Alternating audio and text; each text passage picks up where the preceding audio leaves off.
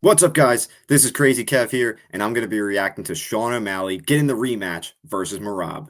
I'm going to be covering three topics today. With the three topics I'm going to be covering, it's going to be why Merab deserves this fight, why Sean O'Malley deserves this fight. Yeah, I know you guys probably aren't going to be agreeing with it, but hopefully after this video, maybe I'll change your opinion. And last but not least, why this fight makes sense. And guess what? It's the most exciting fight in the 135-pound division right now. They got to book it. So stay tuned, guys. So, first things first, guys, why does Merab deserve this fight? So, a lot of people aren't talking about this. Merab is the only guy that's really kind of put his foot down to Dana White and say, hey, I'm not going to fight my best friend no matter what. I'm willing to not be the champion if it means I'm not going to fight my friend.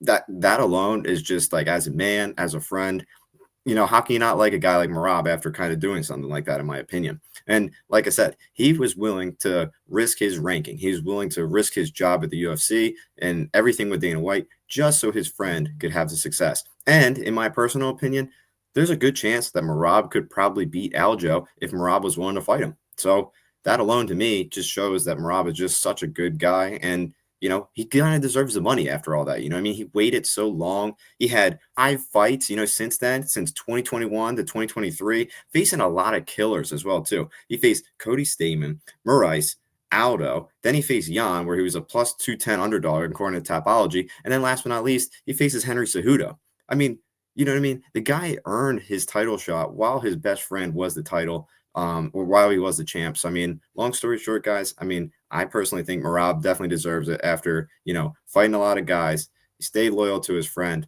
It's time for him to get paid. So, next thing, guys, why does Sean O'Malley deserve this fight? It's just the rankings. It just makes sense, honestly, right now, too. Let's face it. If we're playing devil's advocate, if we want to have the best fight right now, obviously Merab and Umar is what you want to do. He's hurt, so you can't do that. Now, looking at the rankings sake, number 2, you got Peter Yan. Okay, he has 2 wins. Technically, he's probably the most deserving. But, realistically, he got destroyed by Merab. Destroyed. Boring fight. Wasn't close. And Merab was just all over him. What do we personally think that Jan is going to do any different to change this fight? Okay, and what is he going to do to make this fight even exciting? There's not really going to be a fun build-up to it. Merab is going to probably do the same exact thing to him. I don't see how Jan's going to win this fight. You know what I mean? Who cares? You know what I'm saying? So let's move on with Jan.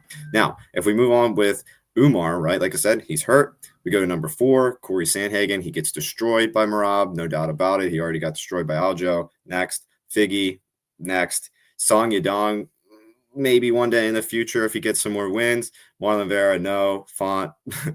Yeah, and like I said, the rankings aren't even worth reading after that because, long story short, the most deserving guy right now is Sean O'Malley. He's exciting. He is fun to watch. He's the face of the UFC. Why would Sean O'Malley not get the title shot? I don't understand it. You know what I mean? Please tell me who would be a better option than Sean O'Malley. Now, getting back to my original point with Merab being such a good friend to Aljamain Sterling. Who did Sean O'Malley fight and win the title off of? Aljamain Sterling. And he won by knockout. This is Merab's best friend. Would you like to see your friend get knocked out? Probably not. Now, there was a little bit of controversy with it with the coach. I don't really think that really had anything to do with anything. But long story short, when it comes to that stuff, it's just like, you know what I mean? Like, if Merab thinks, oh, man, Sean O'Malley thinks, he might have been able to edge a decision. Why not try to close that chapter with this rival? He knocked out my friend. I already beat him once. Let's shut him up for good. Let's finish him, and let's get this big win. In my opinion, I think this is just the perfect fight to make. The build-up will be fun. The location is perfect. Now, another point I want to argue about when it comes to Sean O'Malley not deserving this fight. So a lot of people are saying, why doesn't Sean O'Malley fight Peter Yan? Yes, hypothetically, that makes a lot of sense. But business point of view for Sean O'Malley, like I said, he's one of the faces of the UFC. So if he loses to Merab, is his aura going to go down? Of course, you know what I mean?